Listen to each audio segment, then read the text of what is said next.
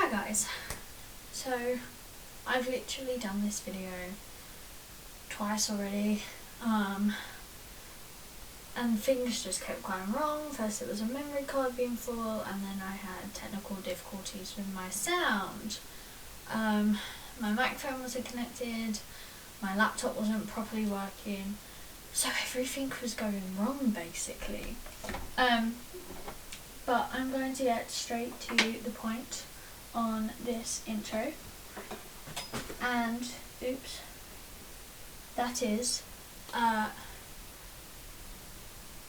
am currently filming this video at 5:03 on Wednesday, so usually I would have edited and hopefully have posted by now, but unfortunately because of college and my schedule at college, I have not been able to do that.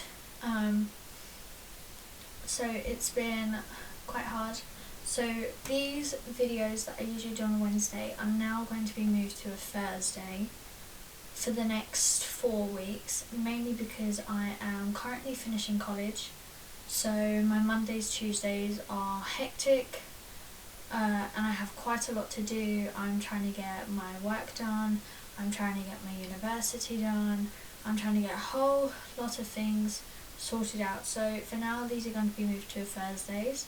I may move it back to Wednesdays after I finish college, or I may keep it on Thursdays. We will see, but hopefully once I finish college I will be able to create as many videos as I want, because I will have all the free time in the world. But I'm going to film it today, edit it today. Yep, I'm still editing. And post it for you tomorrow, because Thursdays are usually my day off. Sunday will not change, but Wednesdays are now going to become my makeup and true crime Thursday. So that's all I really wanted to say for this intro. So let's get into this video again for the 3rd time. Let's get started.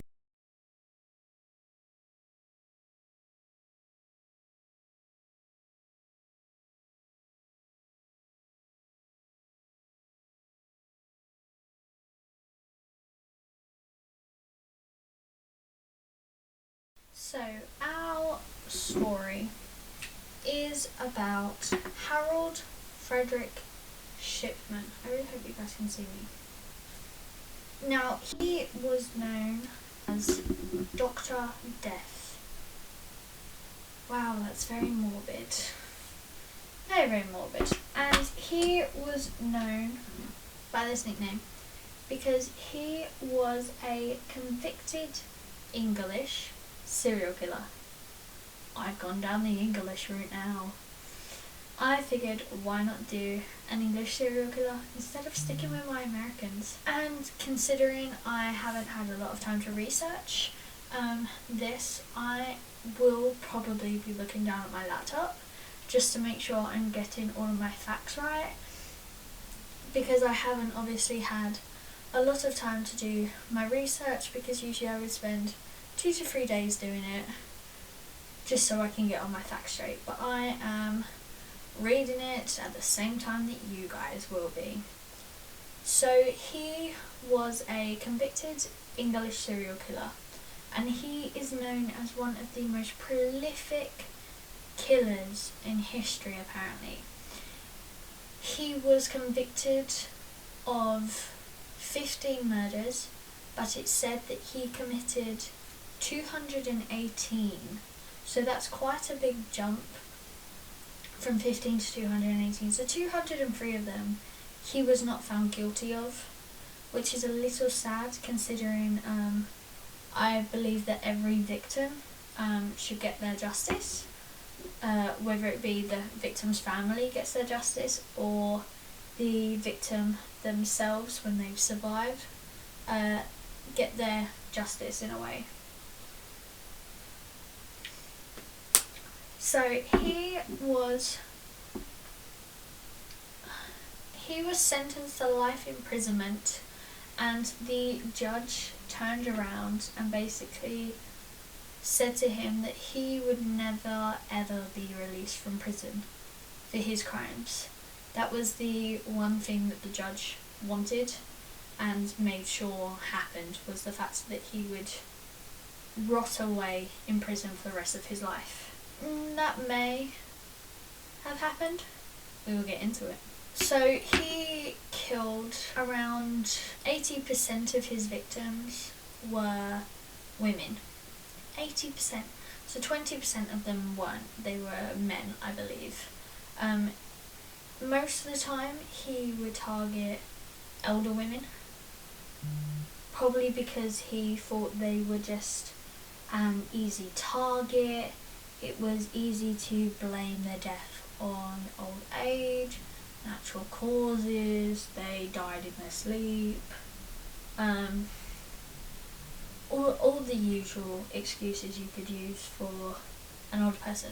However, his last victim was only 41 years old, and he was a man. So to say a 41 died of old age, you would never get away with. Because it's not, but you also see a lot of 40 plus year old people have died from many different things. So I don't know what he used to say for how this person died. All I know is that that was one of his victims, a 41-year-old. So if we're going to get into this story, we have to do what we always do with these stories, and that's go back to their early life and how they became who they became. So he was the second child of 4 children. Now, his parents, they were working class, but they were Methodists. And he was exceptionally close to his mother. Which sounds about right. I think pretty much all of us are close to our mothers. They're like our best friends. Now, his mother, unfortunately, she was diagnosed with cancer. And unfortunately, she died of cancer when he was only 17 years old. So he was a year younger than me when she died. The later stages of her disease, she was obviously given morphine. And it's said that obviously this was why he used diamorphine to kill his victims. It was because obviously of what they did to his mother, and I believe that this is why he wanted to inflict pain on people, because he felt that pain. It's usually one of the main reasons why serial killers do what they do, to inflict pain because they felt it in their childhood. Isn't that always the story? But it was. So she obviously died in 1963, and Shipman actually witnessed his mother die. Now that's, he witnessed her pain throughout it, and obviously her death, and that's something that you never ever want to see, is someone you love in pain, in agony, more than likely wanting it to end. So he probably felt like he should do something. So after his mother's death in 1963, he was offered a scholarship to a medical school, and that was the Leeds School of Medicine, which he graduated around 1970. Now, after he graduated and obviously got his profession as becoming a medical student to then going to a doctor, he joined a general infirmary, and this was kind of when he started to go downhill. He started to forge his own prescriptions, which, as we all know, is a criminal offence, which meant that he would actually be fined £600 and was sent to a addict rehabilitation centre. Now, he spent 7 years, I believe he spent 7 years at this rehab centre. It doesn't actually say how long he spent there, but in 1977 he actually became a GP. So he became a general practitioner and started becoming a GP in Greater Manchester. So he's gone from working in Yorkshire to working in Greater Manchester. Now, he did a lot of work between the time he was a GP. He got many interviews. He was known to be a really good guy, a really good doctor. But in 1998, a doctor from a surgery by the name of Linda Reynolds actually started an investigation into Shipman, mainly because she didn't like the fact that there were so many cremation, I'll just say cremation forms for a lot of elderly women who had died while being treated by Shipman. So she started to suspect something wasn't right and wondered if maybe he had either neglected the patient or had an intent to kill. So she brought this matter to the authorities, and unfortunately they didn't actually have enough evidence to convict him of anything. So he was basically let go. Now, many people have looked into this, and the Shipman inquiry, I don't particularly know what that is. It's mentioned quite a few times throughout this article, but they never actually specify what the Shipman inquiry is. But I believe it's the people going against him. They suggested that the officers that were assigned to the matter were inexperienced. So not only is it about Shipman, it's about a bunch of inexperienced police officers. So nothing's really going well, is it now? The case was obviously dropped and there were no charges pressed against him. But in around the 17th of April of 1998, it's suggested that this was when Shipman started his killings, and he killed 3 more people. 3 more people.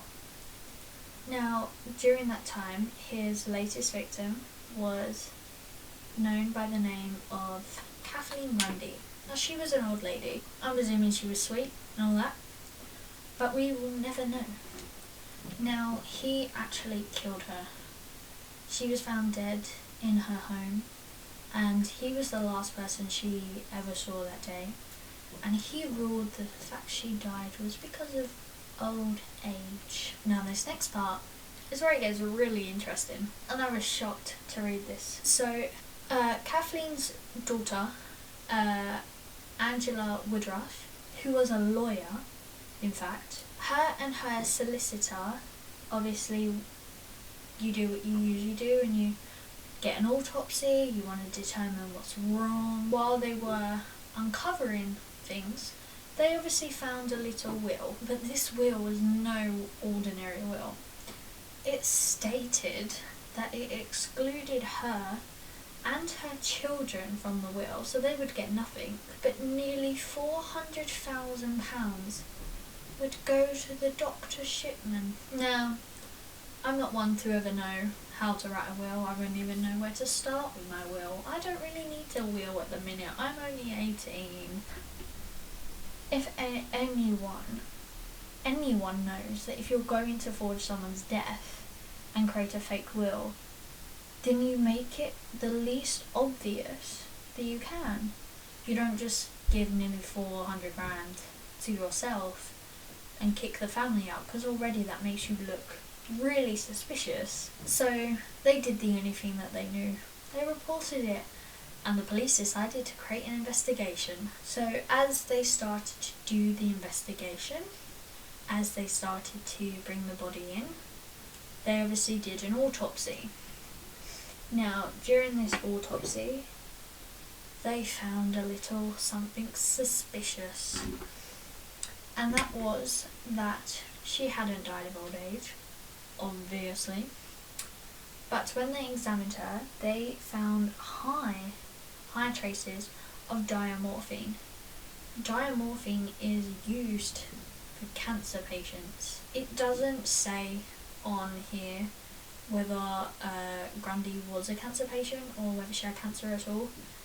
It doesn't actually tell you that, but there's obviously been known cases.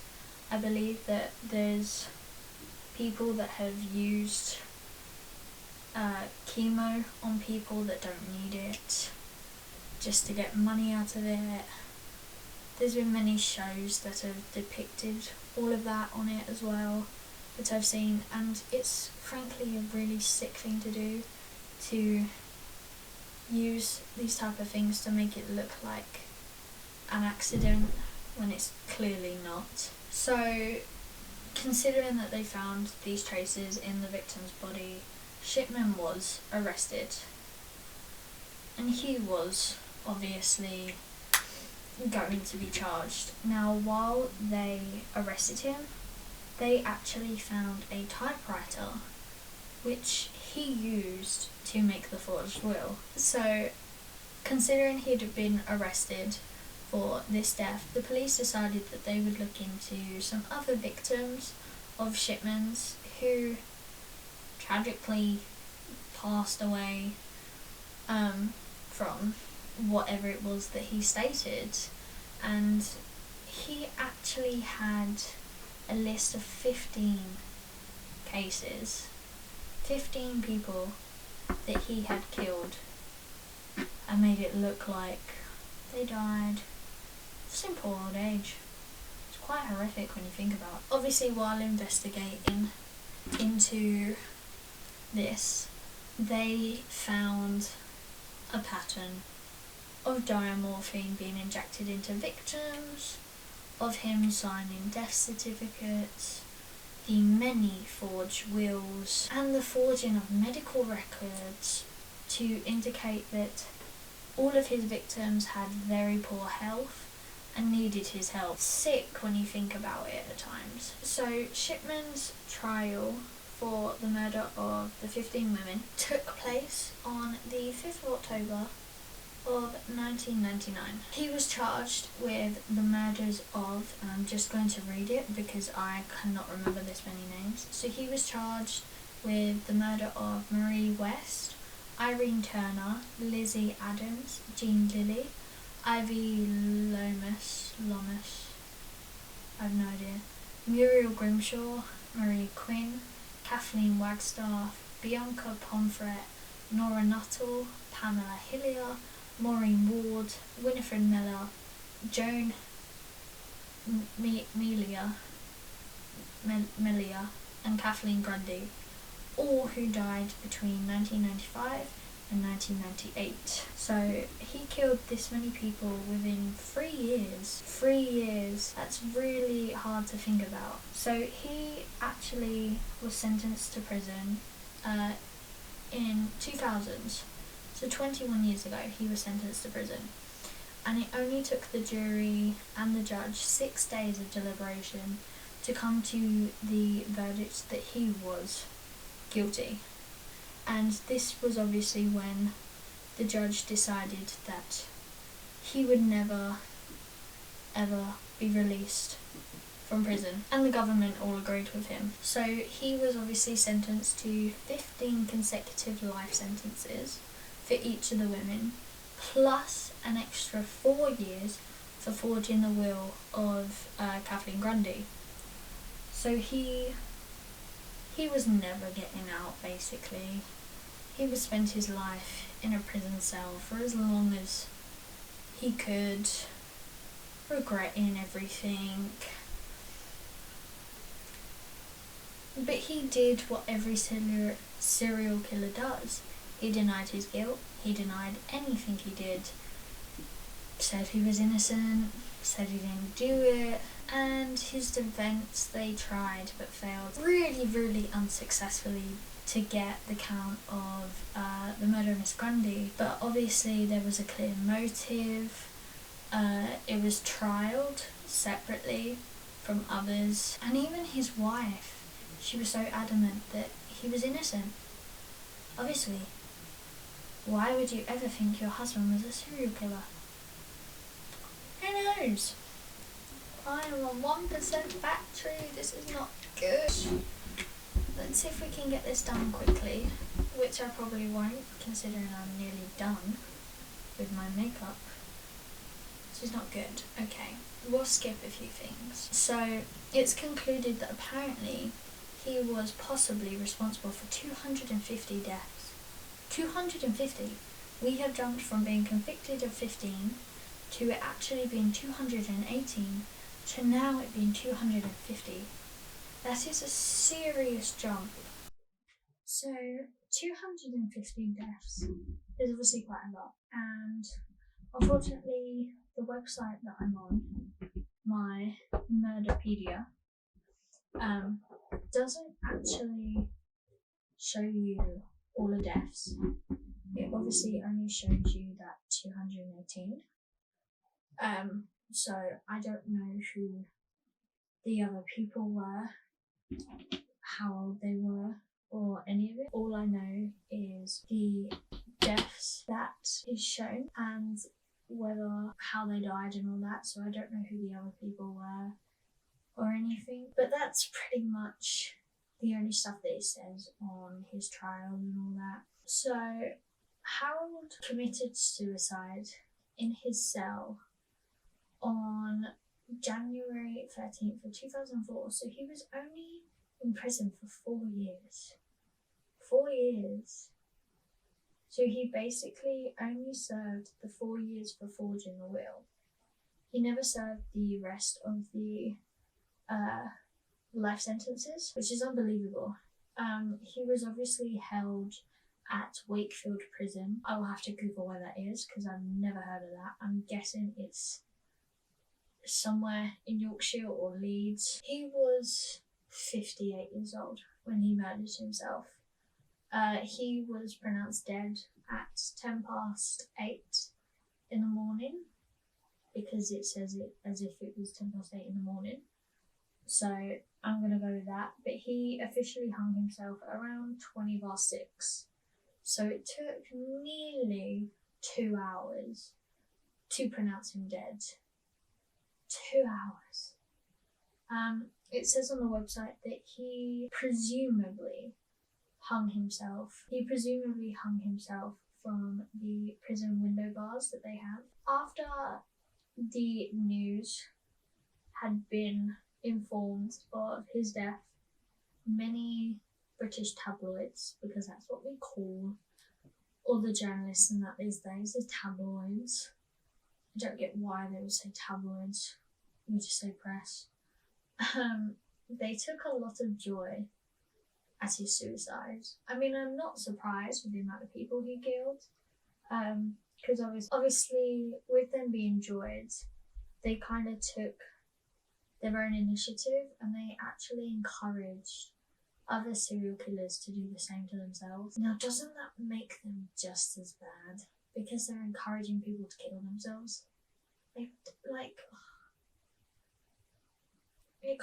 kind of makes them horrible in a way, because they're kind of encouraging people to kill themselves.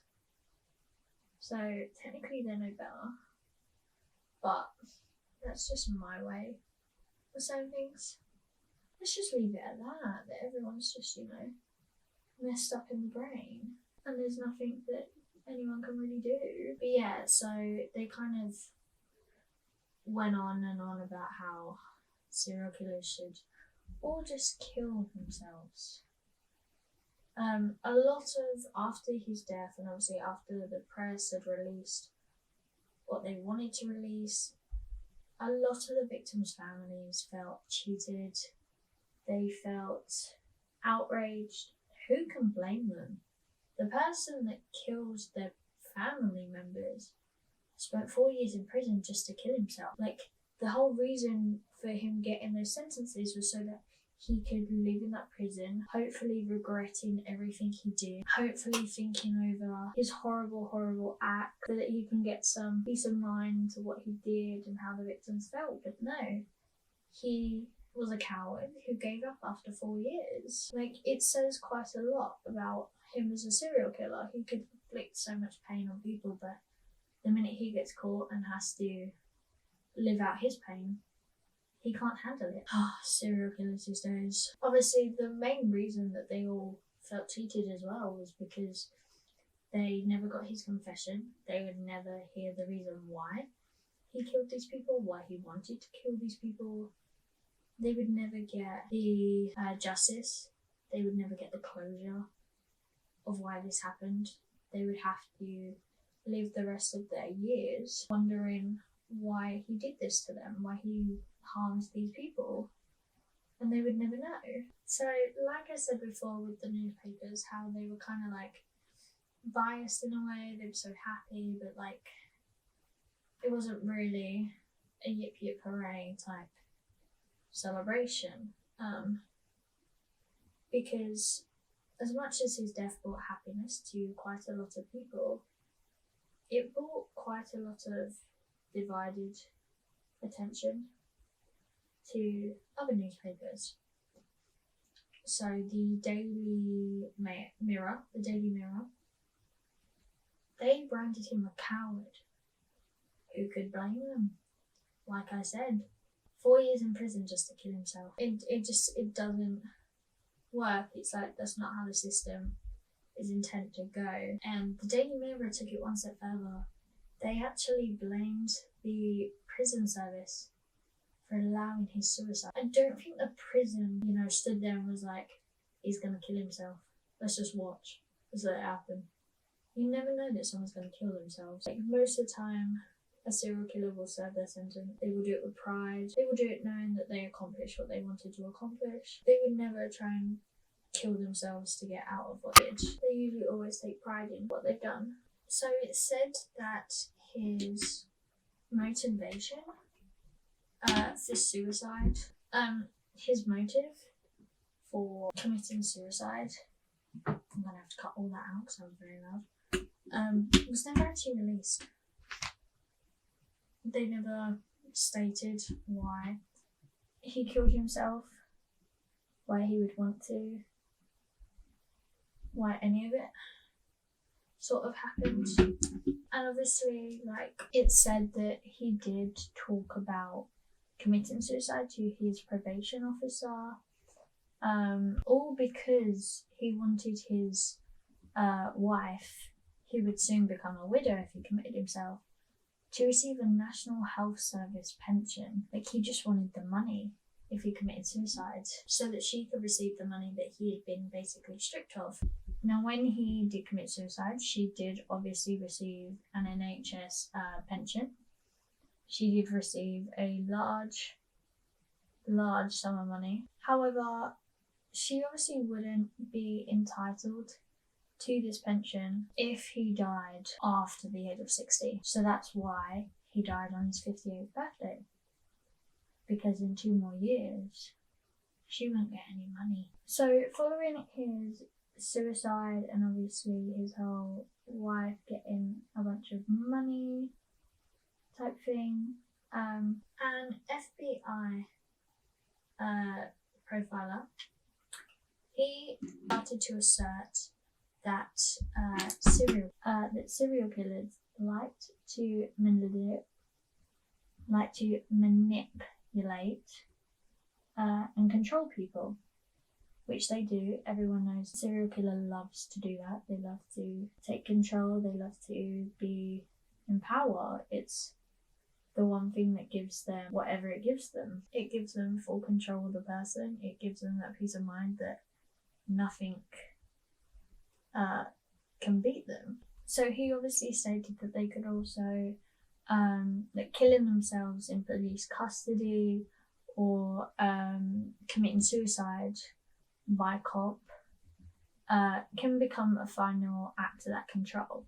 So he's basically saying that all of this could just be a simple mind game by him. So it's said that Shipman had actually become very emotional when he was asked to take part in anything that would relate to him having to confess to all the killings. So he would start to cry or become close to tears whenever someone said that he had to do something that would result in him confessing to what he did. So he would act as if it was too painful for him and all of that gibberish, in a sense. So in January of 2001, so a year after he was convicted and sentenced to prison, a lead detective was actually issued to take a closer look into the deaths in West Yorkshire. Some of these words are so hard to say with braces, it's unreal. Considering there was around 22 deaths within the West Yorkshire area. So while he was obviously digging into the patient's deaths around that area, he did actually find information that Shipman had killed around 215 people between 1975 and 1998, considering he practiced in Todmorden in West Yorkshire and Hyde in Greater Manchester. So Hyde in Greater Manchester was obviously when the Detective Linda felt he was very suspicious and took a look into his case. So that was when all of that happened. So in a final report that was issued around 2005, so a year after his death, there was suspected allegations that he had killed 4 more people, and that included a 4-year-old girl. 4-year-old girl. That's shocking to hear. And this was during his early medical career, so she probably would have been one of his very first victims, if not maybe even his first victim. But it's so hard to believe that someone could harm a little kid. Like, she's just a 4-year-old girl wanting to live her life, play with Barbies, grow up, and just do kid things. Like, she didn't want her life taken away from her. But unfortunately, that's exactly what happened. And it's hard to believe that that could happen. So eventually they did conclude that his number of victims was pretty much oh no, it's lost focus, there we go. That his number of victims was around 250, which is quite unbelievable when you think about it. It's quite hard to even consider. So that would mean in total 459 people died while under his care. 459 people had their lives taken away from them. Also that he could get sums of money and everything. Like, it's horrible to even think that someone could do that someone could take that many lives. Like, it's unbelievable what people would actually do just to get something. Although obviously it states that 459 people died in his care, they're not 100% sure about how many of them were actually his victims, or whether they could easily have just been someone else's victim, considering how he was the only doctor who ever certified them with a death.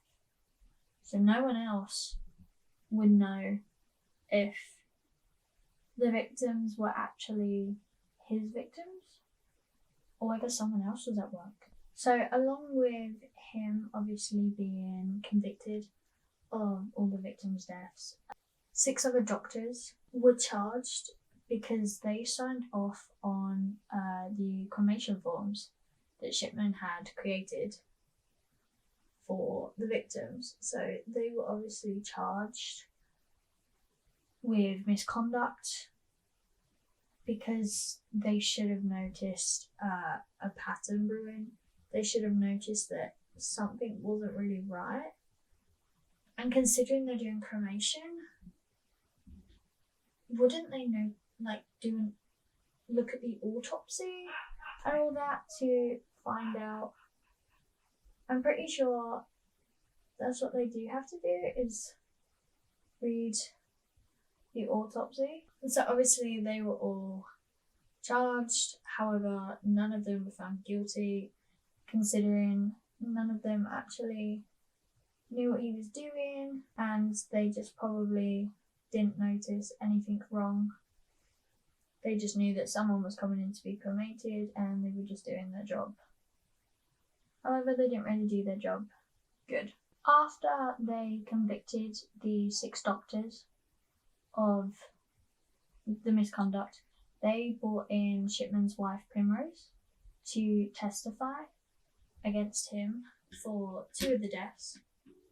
However, she did what a good, loving, not thinking your husband's a serial killer wife would do, and pleaded he was innocent the whole way through. So she obviously made sure that he was innocent through and through, before and after she was brought in. She wasn't going to make an enemy out of her husband, basically. He was a sweet guy who would never harm anyone. A year after his death in 2005, it was said that an inquiry into his suicide found out that his suicide could have either been prevented or predicted. That was kind of obvious, considering he is a serial killer, so he would do what a serial killer would always do. Take the easy road. Or the easy way out, I should say. Again, in the same year of 2005, there was also a little search that apparent Shipman quite possibly could have stolen many valuable things, jewellery, from his victims, which is quite obvious. It's believed that they found around 10 grand worth of jewellery in his garage. In March of 2005, his wife actually pressed the police to take it, which they did, and they obviously reached out to all of the victims' families, asking if they could identify any of the pieces of jewellery, if it belonged to anyone in the families. So after taking it to the police, and the police asking the victim family if any of it were theirs and all that, unidentified items were handed to a agency, and then 66 items were returned to Primrose, and 33 items that she definitely were not hers were sent off to be auctioned. So I'm not 100% sure if any of it actually got delivered to any of the victims' families. All it says is that proceeds of the auction went to a victim support, and the murdered patient's family. The only pieces of jewellery they actually got back was a platinum diamond ring. That was the only thing that I believe was ever identified. It doesn't say if other people came forward to collect any jewellery. That's like the only thing that comes up when you read the research. So I believe the only nice thing about this story is this one sentence, and that was that in Hyde Park on 30th of July 2005 they actually opened a memorial garden for all the victims, and it was known as the Garden of Tranquility, and I quite like that. It's actually quite like a nice thing that they did, sort of remember all the victims. It's probably the nicest part of this story, considering everything is just death. It's quite nice to see that. and read that. There's obviously been quite a lot of media coverage and popular culture created out of this. Now everyone knows that whenever there's a serial killer story that gets out, that a TV show gets made, a movie gets made, a song gets written, book gets written, few things that actually come up when you think about a serial killer and what they make. So the things that were created after he died were Harold and Fred, They Make Ladies Dead. It was a 2001 strip cartoon, and it also featured serial killer Fred West. I believe he's also on this site, so I might have a look into him as well. So the other sort of TV shows and things that were created were Shipman, and that was a television drama. It was created in 2002 and starred James Bolam. I don't actually know who that person is, so I'm gonna tell you who he is. The case of Shipman was referenced in many different television series, probably crime series. It was also used in the American TV show Law and Order. The groups, both The Fault and Jonathan King, have released songs about Shipman. However, they were all in his defense, telling people not to listen to the media drama. You'll always get those people that want to come to the defense of a serial killer. Why wouldn't you? As of 2009, families of the victims, they're still all seeking compensation for the loss of their loved ones. I mean, who can blame them? They never got any sort of comfort, any sort of justice for the people that they lost. They never got to hear his confession. They never got any sort of comfort from any of it. It's quite hard to hear and to see and to know.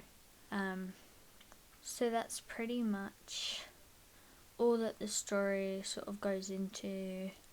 I can put the story in the link down below. I might put the photos of all of his victims at the end of this.